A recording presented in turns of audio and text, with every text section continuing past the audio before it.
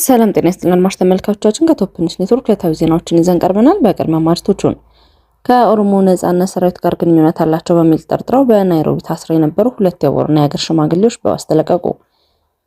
አሽከርካሪዎች የብቃት ምዘና እንዲወስዱ ሊገደዱ ነው። ሰባተኛው ጠቅላላ ምርጫ በሰላም እንዲጠናቀቅ ዜጎች ግንባር ቀደም የኃላፊነት ድርሻቸውን እንዲወጡ የህዝብ ተወካዮች ምክር ቤት አባላት ጥሪ ያቀረቡ።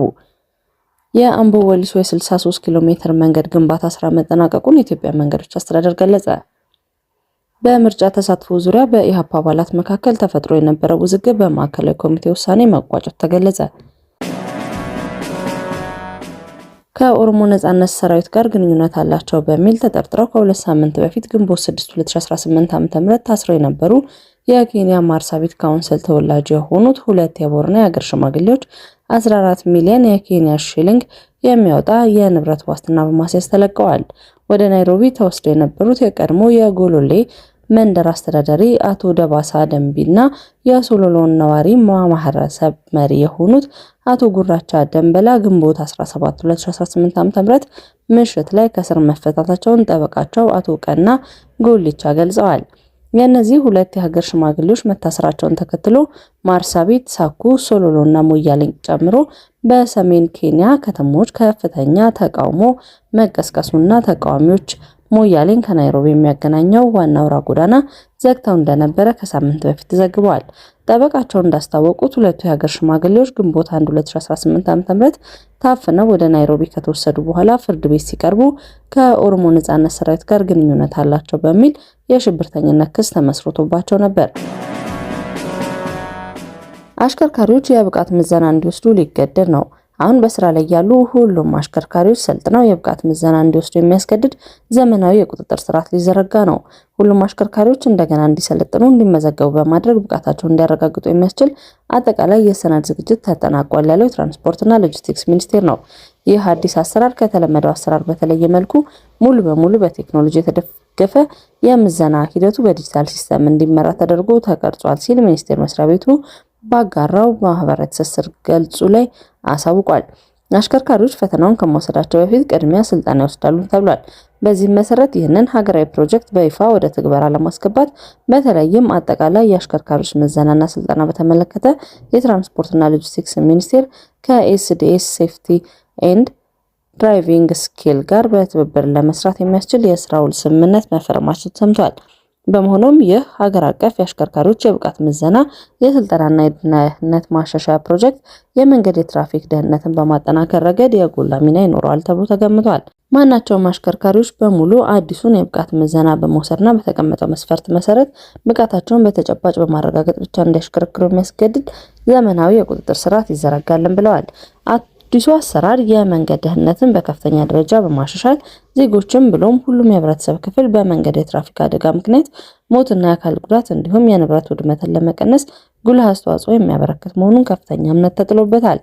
በመሆኑም ሁሉም አሽከርካሪ ከዚህ ቀደም በሚያልፍበት መሆኑን እንደተጠበቀው ሆኖ በተለይም ለዚህ ዙር በቅድሚያ ማንኛውም የንግድ ተሽከርካሪ የሚያሽከረክሩ አሽከርካሪዎች የምዝገባና የስልጠና እንዲሁም የምዘና ሂደቱ በቅርቡ ስለሚጀመር ሁሉም ዝግጁ እንዲሆን የትራንስፖርትና ሎጂስቲክስ ሚኒስቴር አሳስቧል።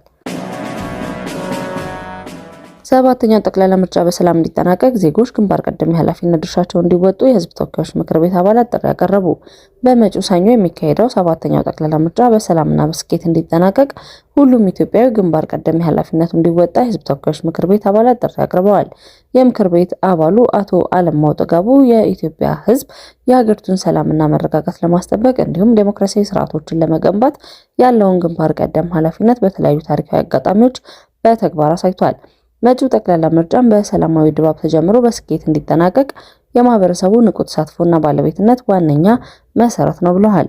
የህዝብ ተሳትፎና ንቃተ ህሊና ለምርጫው ሰላማዊነት ዋስትና መሆኑን የገለጹት ተወካዩ ምርጫው ሰላማዊና ዲሞክራሲያዊ ሆኖ እንዲያልፍ የሁሉም ባለድርሻ አካላት የተቀናጀ ጥረት ያስፈልጋል ብለዋል። ሌላኛው የህዝብ ተወካዮች ምክር ቤት አባል ዶክተር አበባው ደሳለኝ በኩላቸው ምርጫ ያለምንም የጸጥታ ስጋት እንዲካሄድ የጸጥታና የደህንነት ተቋማት ከማንኛውም ወገንተኝነት ነጻ በሆነ መንገድ ህግና ስርዓትን የማስከበር ኃላፊነታቸው መወጣት እንዳለባቸው አብራርተዋል። መንግስት ለሂደቱ መሳካት ምቹ ምህዳርን የመፍጠርና አስፈላጊውን ድጋፍ የማቅረብ ግዴታ እንዳለበት የተገለጸ ሲሆን በውድድሩ የሚሳተፉ ፖለቲካ ፓርቲዎች ከህገ ወጥ እንቅስቃሴዎች ተቆጥበው በሰለጠነና በሰላማዊ የሀሳብ ክርክር ላይ ብቻ ማተኮር እንዳለባቸው አሳስበዋል። ምርጫው የሀገሪቱን መጻኢ ዕድልና መረጋጋት የሚወስን በመሆኑ ሁሉም የሚመለከታቸው የማህበረሰብ ክፍሎችና ባለድርሻ አካላት የግልና የቡድን ፍላጎታቸውን ወደ ጎን በመተው ለሀገር ሰላምና ደህንነት ስርዓት መጎልበት የበኩላቸውን ኃላፊነት እንዲወጡ አባላቱ አሳስበዋል። የአምቦ ወሊሶ የ63 ኪሎ ሜትር መንገድ ግንባታ መጠናቀቁን የኢትዮጵያ መንገዶች አስተዳደር ገለጸ። በኦሮሚያ ክልል የሚገኘው የአምቦ ወሊሶ መንገድ ግንባታ የአስፋልት ንጣፍ ስራ ሙሉ በሙሉ መጠናቀቁን የኢትዮጵያ መንገዶች አስተዳደር ይፋ አድርጓል። 63 ኪሎ ሜትር የሚረዝመው የዚህ መንገድ ግንባታ በአጠቃላይ 3 ቢሊዮን 857 ሚሊዮን 996611 ብር የሚያወጣ ሲሆን ወጪው ሙሉ በሙሉ በኢትዮጵያ መንግስት የተሸፈነ መሆኑን አስተዳደሩ አሳውቋል።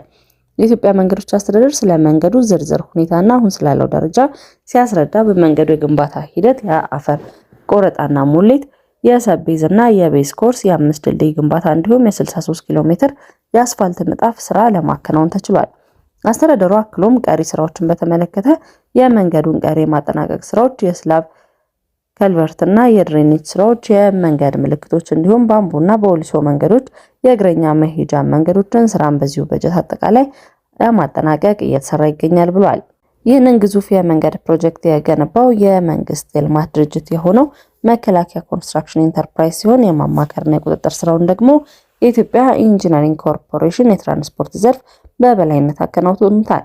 ቀደም ሲል የነበረውን መንገድ ለትራንስፖርት አስቸጋሪና ጠባብ የነበረ በመሆኑ አሁን ላይ በገጠርና በቀበሌ 7 ሜትር፣ በዞንና በወረዳ 14 ሜትር፣ በከተማ ደግሞ 21 ሜትር የጎን ስፋት እንዲኖረው ተደርጎ ተገንብቷል። ፕሮጀክቱ ከአዲስ አበባ በ125 ኪሎ ሜትር ርቀት ላይ በምትገኘው አምቦ ከተማ ተነስቶ ወሊሶ ከተማ ላይ የሚያበቃ ነው በማለት አስተዳደሩ ጨምሮ ገልጿል። የዚህ መንገድ መጠናቀቅ የምዕራብ ሸዋ ወይም የአምቦ እና የደቡብ ምዕራብ ሸዋ ወሊሶ ከተሞችን የጅቱ ወረዳን ጨምሮ የዳሪያና የአልቱፋ ቀበሌዎችን በቅርቡ የሚያስተሳስር መሆኑን ቀድሞ ይወስድ የነበረው የጉዞ ጊዜ በእጅጉ ያሳጠረ ነውም ተብሏል።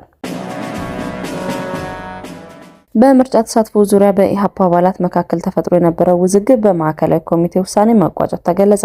የኢትዮጵያ ሕዝቦች አብዮታዊ ፓርቲ ኢሃፓ የ7ኛው ጠቅላላ ምርጫ መሳተፉን በደገፉና በተቃወሙ አባላት መካከል ተፈጥሮ የነበረው ውዝግብ በማዕከላዊ ኮሚቴ ውሳኔ መቋጨቱን ያሳወቁት የፓርቲው ዋና ጸሐፊ ሚስጥረ ስላሴ ታምራት ናቸው።